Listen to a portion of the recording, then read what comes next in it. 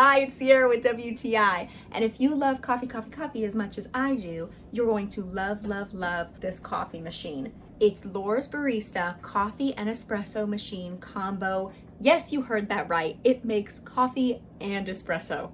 It's so sleek looking and also incredibly easy to use. You add water to this tank in the back, pop open the front, put your pot in, you're ready to go. It heats up in literally 25 seconds.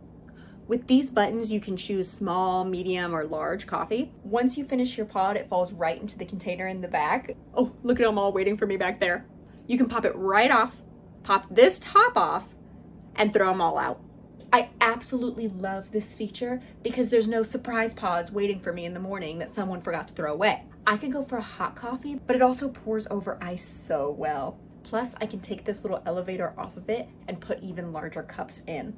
And it pulls so rich and creamy. It's so smooth tasting. There's so much variety in the pods you can get for a bold, dark flavor or a soft, rich, creamy espresso. Whatever you're in the mood for, there's a pod for it. So if I need a quick cup of joe to go, or I'm craving a small, bold espresso, LOR's Coffee and Espresso Machine is my personal little barista, and that's my point of view.